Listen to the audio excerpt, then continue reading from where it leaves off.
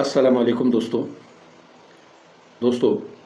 हस्ब वादा आज हम गुस्ल का तरीका बताएंगे और इसमें जो फ़राइज़ हैं वो बताएंगे और इसमें जो सुन्नतें हैं वो बताएंगे।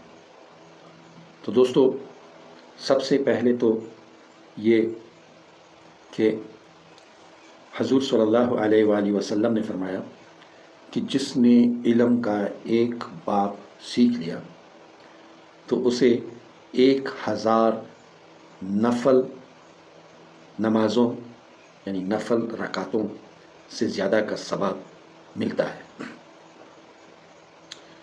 ये हदीस शरीफ है। तो दोस्तों अब जो इससे पहले हमने वज़ू का तरीका बताया था, उसमें जो फ़राइज़ थे और उसमें जो सुन्नतें थी वो एक बाब था, और यानी बाब मतलब चैप्टर। और आज हम गुस्ल का तरीका, इसके फ़राइज़ और इसकी सुन्नतें बता रहे हैं। तो दोस्तों ये इसको हल्का नहीं लें। क़यामत के दिन हमें एक एक नेकी की ज़रूरत पड़ेगी, तो सिर्फ़ ये तरीका सीख करके आप 1000 रकात नफल नमाज से ज़्यादा का सवाब कमा रहे हैं। दोस्तों अल्लाह ताला का इरशाद है, अगर तुम नापाक हालत में हो तो सारा बदन पाक करो। और रसूल करीम सल्लल्लाहु अलैहि वसल्लम ने भी जनाबत की हालत में गुस्ल करने का हुक्म फरमाया है।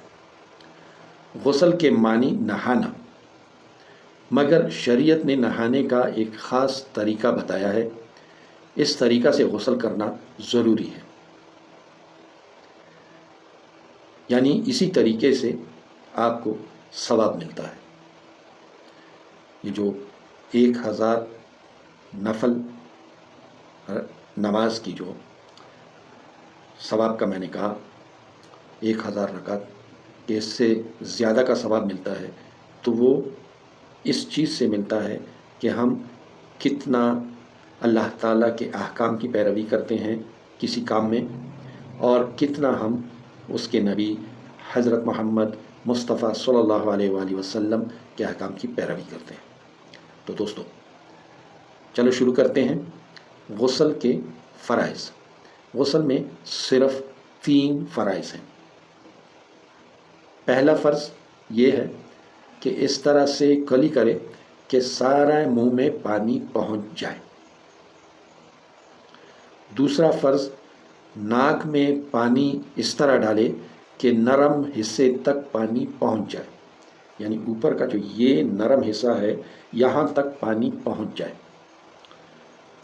और तीसरा फ़र्ज़ जो है वो ये है कि सारे बदन पर पानी इस तरह से पहुंचाए कि बाल बराबर जगह खुश्क न रहे,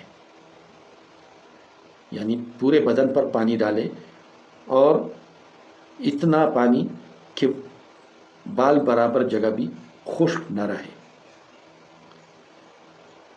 अब गुस्ल की सुन्नतें इसमें 5 हैं। पहली सुन्नत ये है कि गुस्ल की नीयत करें। नीयत कि भाई मैं जनाबत से गुस्ल कर रहा हूँ, और जनाबत से पाकी के लिए मैं गुस्ल कर रहा हूँ या कर रही हूँ। दूसरा, दोनों हाथों को घुटनों तक धोए, यानी जो ये कलाइयाँ हैं, ये कलाइयाँ जो है यहाँ तक दोनों हाथों को धोए। ये फिर तीसरा जो है वो ये है कि इस्तिंजा करें और बदन पर जिस जगह नजासत लगी हो उसे धो डालें। चौथा जो सुन्नत है वो ये है कि वज़ू करें, यानी जिस तरीके से हमने वज़ू करने का तरीका बताया है उस तरीके से वज़ू करें। और 5वीं सुन्नत ये है कि तमाम बदन पर 3 बार पानी बहाएं। अब गुस्ल का जो तरीका है वो ये कि अव्वल दोनों हाथों को घुटनों तक धोए, यानी पहले तो नियत करनी है ना। अच्छा, फिर दोनों हाथों को घुटनों तक धोए, यानी हथेलियों तक धोए। फिर इस्तिंजा करे और जहाँ नजासत लगी हो इसे धो डाले।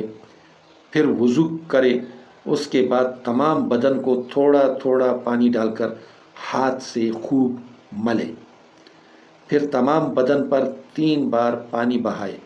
ये ख्याल रहे कि अगर सारे बदन पर बाल बराबर जगह भी खुश्क रह गई तो गुस्ल नहीं होगा।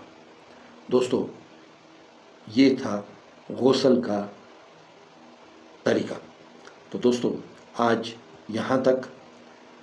अगला जो हमारा प्रोग्राम होगा वीडियो का, उसमें हम तयम्मुम के बारे में बताएंगे। तो उस वक्त तक के लिए इजाज़त दीजिए। अल्लाह हाफ़िज़।